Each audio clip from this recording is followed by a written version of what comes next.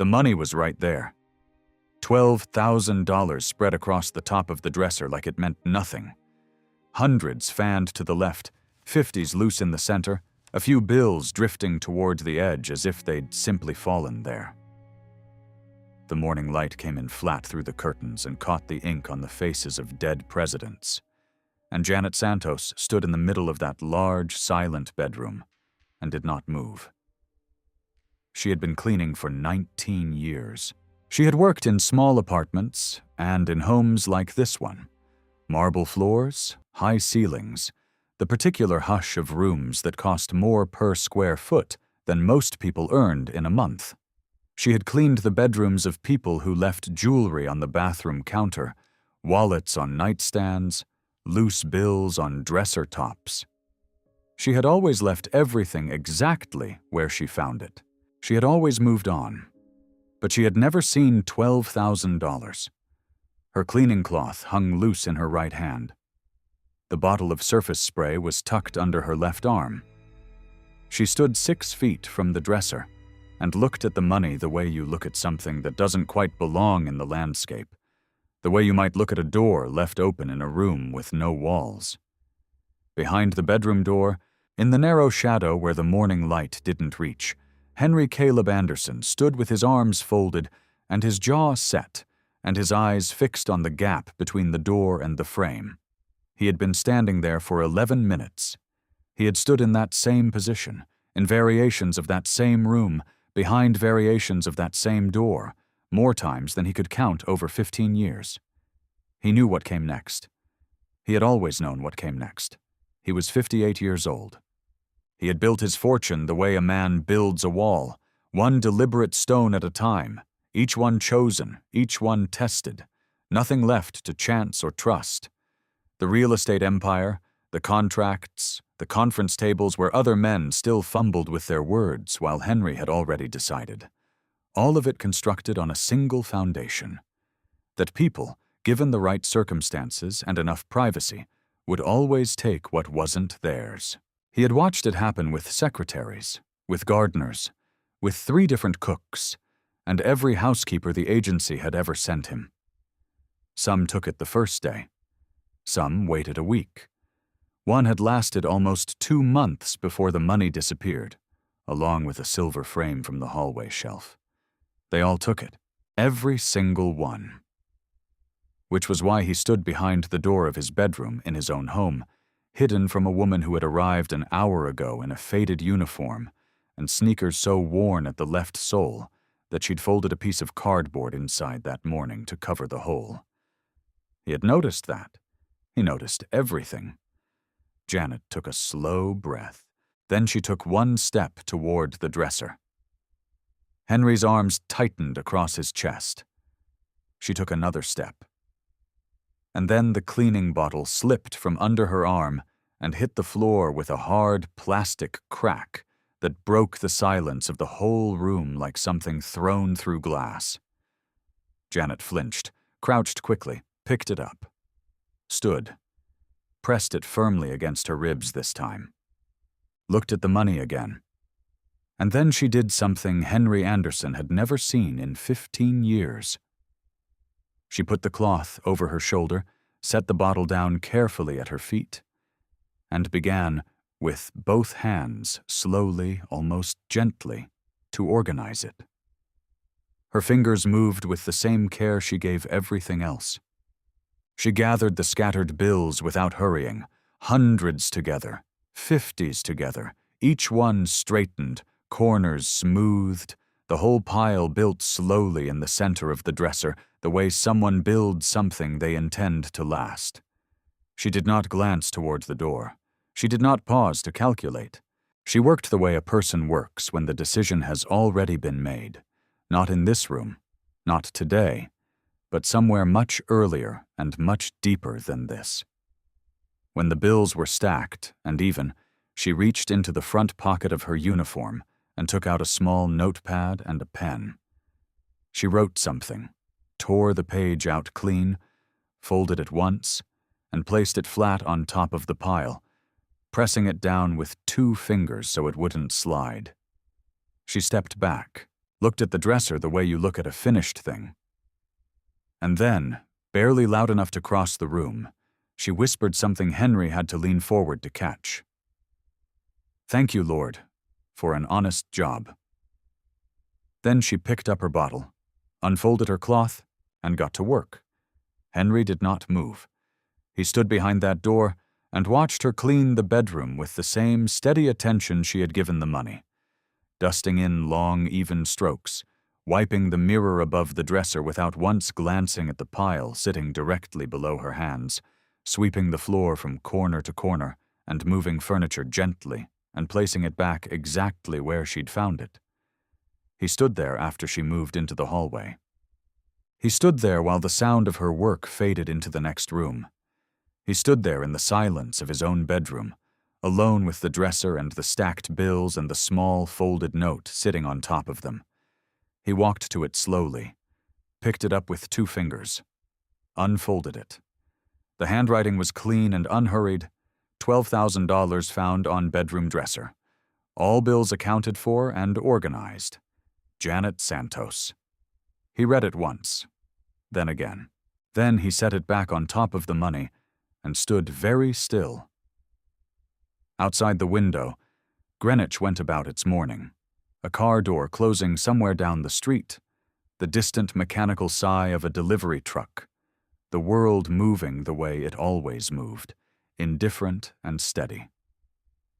He folded the note. He put it in his jacket pocket. He did not throw it away. Downstairs, Janet was finishing the kitchen. He could hear her, the soft squeak of her sneakers on the tile, the careful rearrangement of things being cleaned under and returned to their places. Henry walked to his office and stood at the window with his hands in his pockets and looked at the garden nobody ever sat in. He thought, everyone has a price. And then, for the first time in 15 years, the thought did not settle the way it always had. It sat differently. Uncertain, like a word repeated until it starts to sound wrong. He was still standing there when he heard her footsteps on the stairs. If this story already has its hooks in you, subscribe to the channel. There's a lot more coming, and it only gets deeper from here. She came back Tuesday, then Thursday, then the following Tuesday again. Henry told himself he worked from home on those days because the Hartford permits required his direct attention, and the Stamford contractor had sent a revised bid that needed a careful eye. Both things were true. Neither was the reason.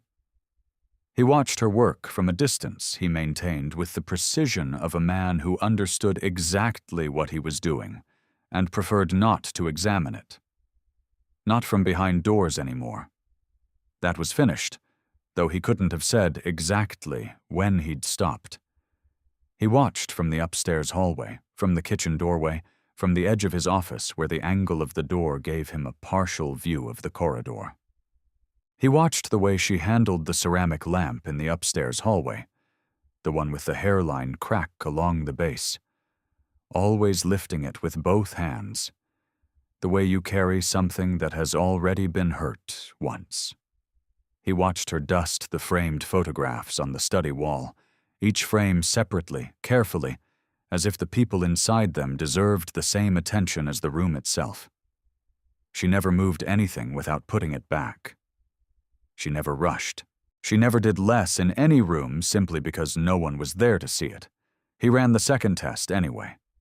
$8,000 in an open envelope on the kitchen counter, next to the dish soap. She found it, cleaned beneath it, set it back, left a note. The third test, $5,000 in the laundry room. The fourth, $15,000 on the bathroom counter. Each time, the same. The money untouched, the handwriting clean, the full name signed as if she wanted it on record. He kept every note in the top drawer of his desk.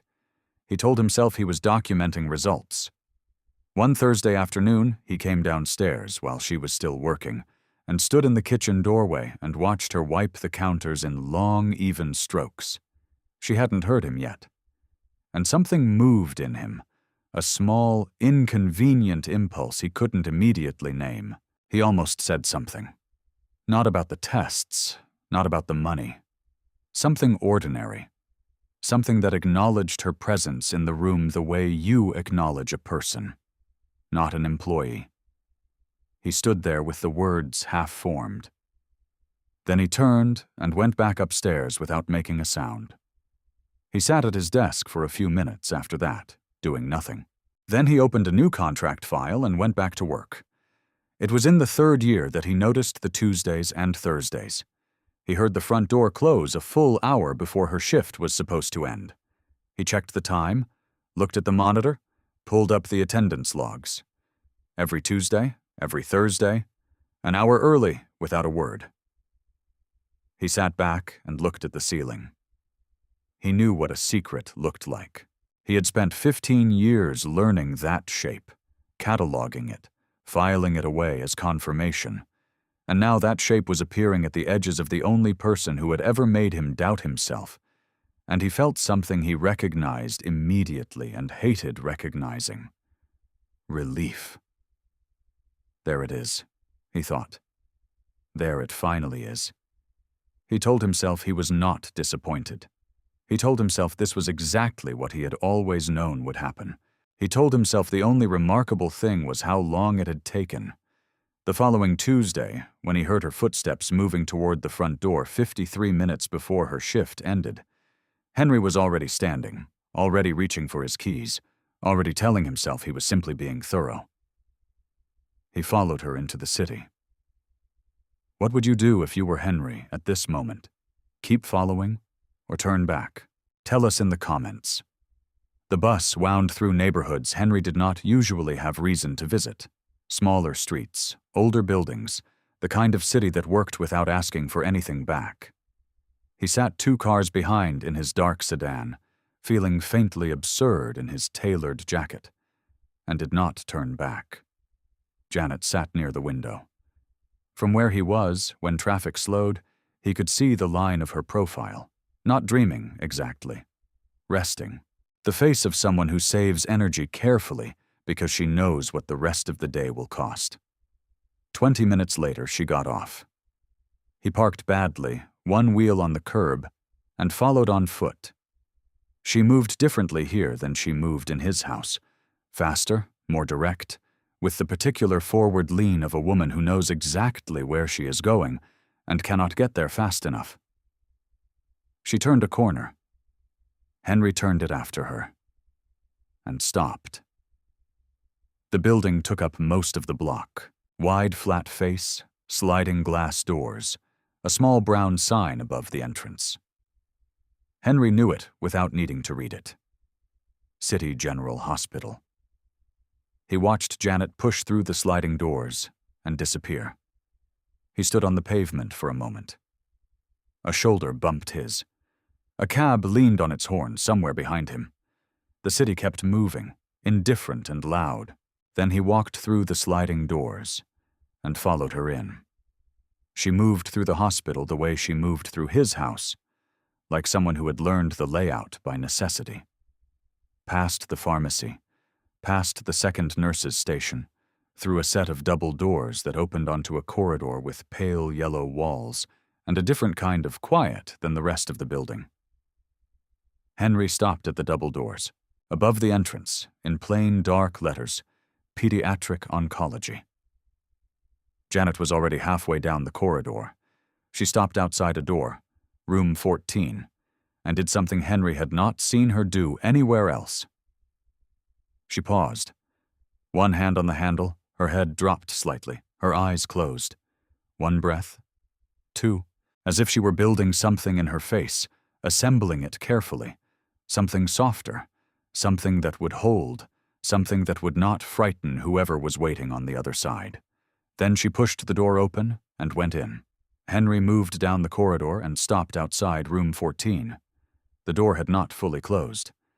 Through the gap, pale afternoon light through thin curtains, the edge of a hospital bed, equipment blinking quietly in the corner. And a boy, 7 years old maybe, lying against the pillows with his eyes half open, his face the particular thin that has nothing to do with meals and everything to do with what is happening inside. No hair, hands small against the white sheet.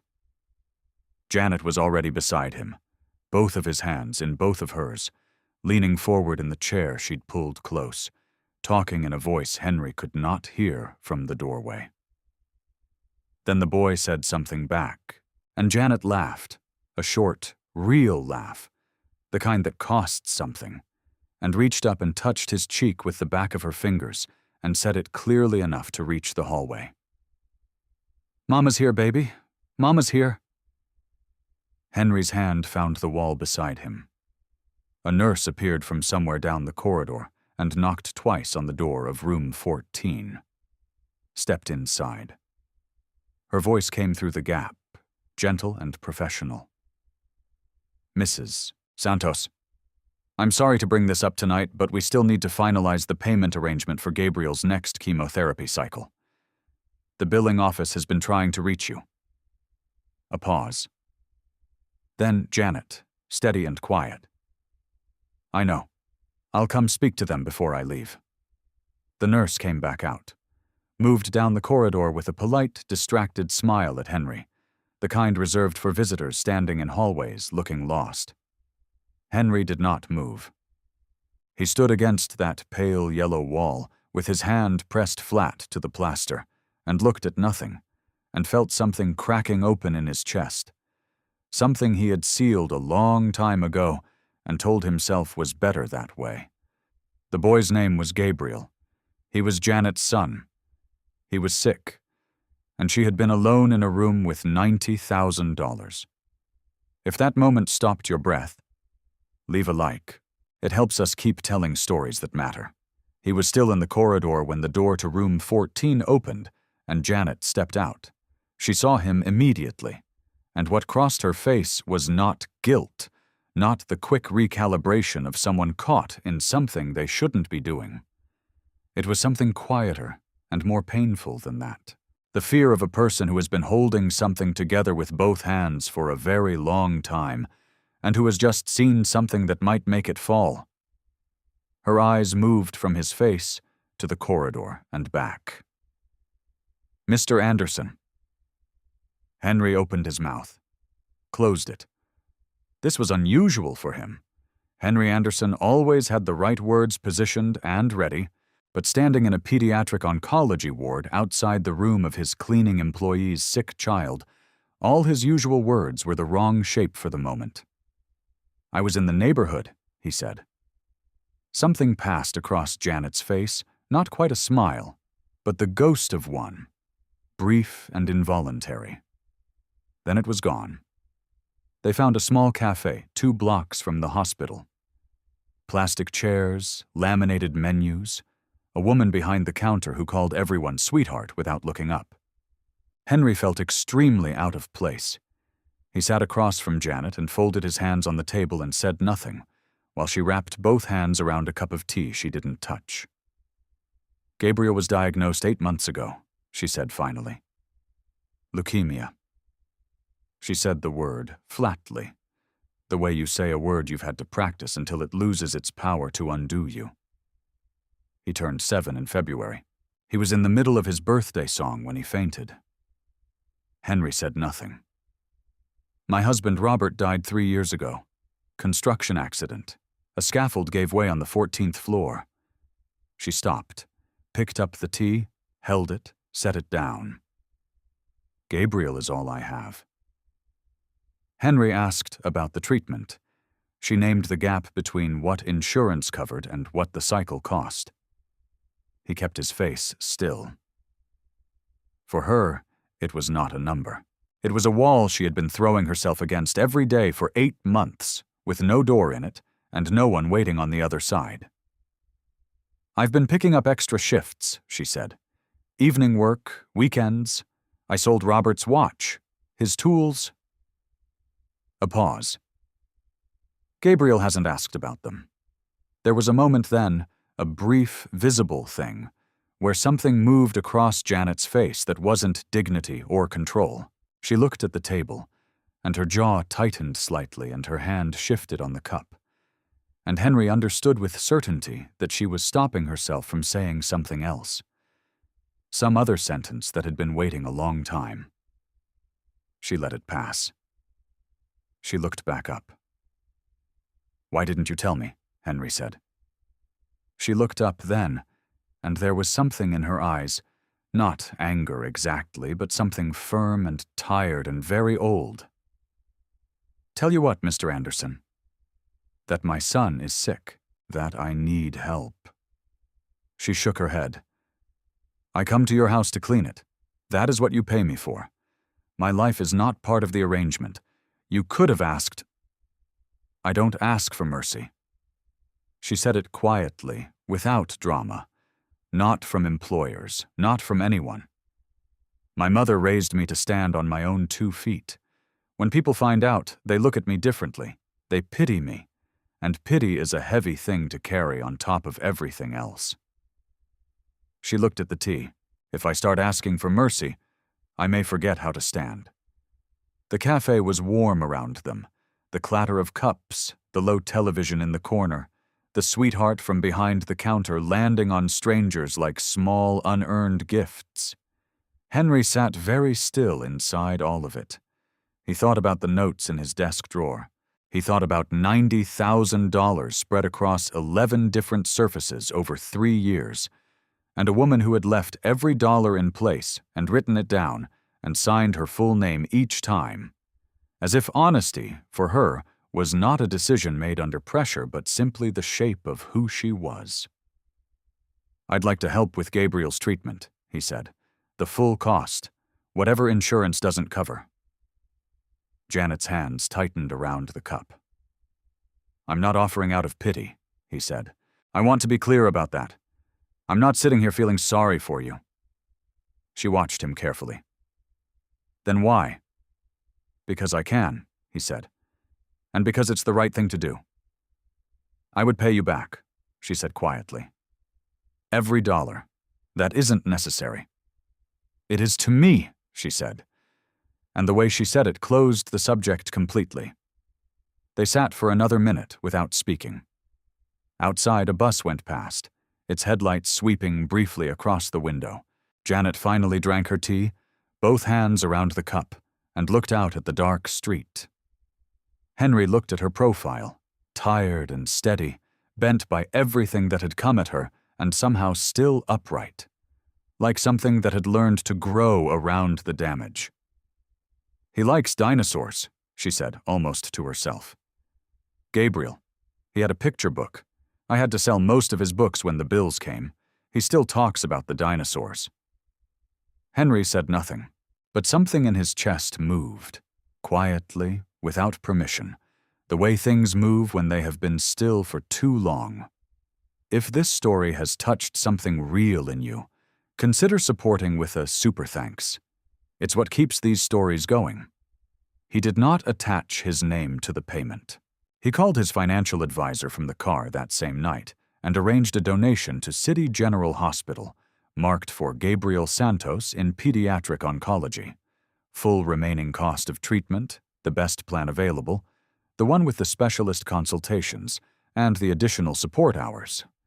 His advisor asked if he wanted a receipt for tax purposes. "No," Henry said. "A note? A name?" "Anonymous," he said. And hung up. He sat in the parked car outside his mansion for a moment. Through the iron gate, the house was lit from within. All those rooms, all that marble, all that expensive and carefully maintained silence. He had always told himself he preferred it that way. He was beginning to suspect that was not a preference so much as a habit he had dressed up as one. Janet found out 6 days later.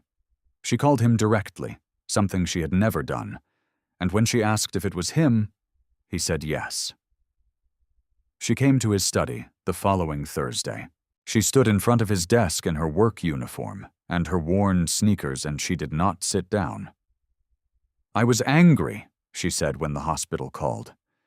Her voice was controlled, but there was something beneath it, something that had sharp edges. "Because I had not asked for it. Because you did it without telling me. Because I have been fighting very hard to handle this myself." And for a moment, when I heard, it felt like that fight had been taken from me. Henry said nothing. She held his gaze. Then I sat with it longer, and I understood the difference. She paused. You didn't do it to take anything from me. You did it because you saw my son, and you could help, and you chose to. She said it plainly. That is different. Yes, Henry said. That is what I intended. She reached into the front pocket of her uniform and placed a folded receipt on his desk. At the bottom, in her handwriting, I will pay back every dollar. It may take time, but I want you to know that I am keeping count. Janet Santos. I knew about the tests, Mr. Anderson, she said. Not as an accusation. The way you name something on a map, the money on the dresser, in the kitchen, the bathroom, the study floor. She held his gaze steadily. It was not carelessness. You are not a careless man. The study was very quiet. Henry had been waiting for this moment without knowing it. The moment when the thing he had been doing in secret was finally named out loud. And now that it had arrived, he found he could not perform any of the reactions he might have prepared. He simply sat behind his desk and let the truth of it sit in the room between them. No, he said. It wasn't carelessness. You were testing me. Yes. And everyone before me failed. Yes. She nodded slowly, not surprised, not wounded. Then she said, I would never have stolen from you, not even to save my son. She said it the way she wrote her notes, plainly, without decoration, as if it were simply a fact about herself, something fixed and true that required no argument. Henry looked at her for a long moment, and something shifted in the foundation of a belief he had spent 15 years building and reinforcing and defending. Not dramatically. There was no crash, no collapse. It was more like a stone being removed from a wall. One stone, but a load-bearing one. I know, he said. It was only 2 words, but the way he said them was different from the way Henry Anderson usually said anything. There was no strategy in it, no careful positioning, just 2 words said plainly by a man who meant them. Janet looked at him a moment longer. Then she picked up her bag from the floor, settled it over her shoulder, and said, I'll see you Thursday. And she walked out of his study. Henry sat behind his desk for a long time after her footsteps had faded down the hallway. He was still holding the receipt. He set it down carefully on the desk in front of him and looked at it. And outside the window the city glittered and moved and went about its enormous, indifferent business, completely unaware that something had just ended in this room. Or perhaps, more accurately, that something had just begun. Gabriel came home in early spring. The first Tuesday Janet didn't leave early, Henry noticed from his office, and went downstairs. She was in the last ground-floor room, wiping the baseboard near the window, and she looked up when he appeared in the doorway. Gabriel came home yesterday, she said. I didn't need to leave early. Henry stood in the doorway. How is he? Tired, she said. But home. She pressed one hand briefly to the small of her back. Dr. Reeves says the next few months will tell us more. But he is home, and he is eating. And this morning he told me the Brachiosaurus was unfairly underrated. Henry looked at the wall. The book, probably. She looked at him. Probably, she agreed, and went back to work. That evening, Henry sat at his computer and found a large illustrated encyclopedia of prehistoric dinosaurs. Full color, hardcover, the kind almost too heavy for a 7-year-old to hold. He ordered it without overthinking and had it shipped to City General Hospital, attention Gabriel Santos, room 14, with no note inside. The book arrived on a Saturday. The following Thursday, Janet came into the kitchen while he was standing at the counter with a forgotten cup of coffee, and she set her bag down by the door and said without preamble, Gabriel received a book this week, a dinosaur encyclopedia, hardcover, no note inside. Henry looked at his coffee. Did he? He did. He made the nurses read it to him 3 times in one day. Dr. Reeves says she now knows more about the Cretaceous period than she ever expected to. Henry said nothing, but something happened at the corner of his mouth that was not quite a smile, and was not quite not one either. It was a very kind thing, Janet said simply. Whoever sent it. She picked up her bag and went upstairs to begin her work. Henry stood in the kitchen and looked out at the garden, the perfectly trimmed garden that nobody ever sat in, and felt something he had not felt in a very long time. Something warm. He did not immediately know what to do with it. Gabriel visited the mansion once. He stood in the entrance hall and looked up at the ceiling and the marble and the wide, curving staircase, and said very seriously, "It looks like a museum." Henry laughed, a real one, short and slightly rusty and completely genuine. Gabriel looked at him with the frank curiosity of a child who has not yet learned to pretend he isn't curious. "Are you the man who owns the dinosaur book?" They spent 45 minutes on the floor of the study, Gabriel cross-legged with the encyclopedia open in his lap. Henry in the armchair pulled close, while the boy walked him through every error in the illustration of the Brachiosaurus with the grave authority of someone who has thought about this a great deal and wants the record corrected. Henry listened to every word. Janet sat on the small sofa pretending to read something on her phone, not reading anything at all. When they left, Gabriel stopped at the front door, turned around and said, simply without embarrassment, the way children say true things, "Thank you for the book, and for my treatment. I figured it was you." Henry stood in the doorway and looked at this small, pale boy in his oversized sweater, who had no hair and very large eyes, and the particular confidence of someone who knows what matters to them. "You're welcome, Gabriel," he said. He watched them walk down the long driveway, Janet with her straight back and her worn sneakers, and her son's hand in hers, both of them small against the iron gate and the city beyond. He stood there until they were gone. Then he stood there a little longer. The hall behind him was marble and expensive and very quiet. But it was the kind of quiet that had changed. The same room, the same walls, the same furniture. Something had shifted in it. The way a room shifts when it has finally been used for what it was meant for. There is a kind of person who moves through the world with their hands open, giving what they have without announcement, without calculation, without waiting to see who is watching. Most of us pass them without recognizing what we're looking at. We are busy looking for something else. Maybe you know someone like that. Maybe, if you are honest, you have been that person yourself at some point, on a day when no one was watching, when no one would have known the difference, when it would have been so easy to take the easier thing.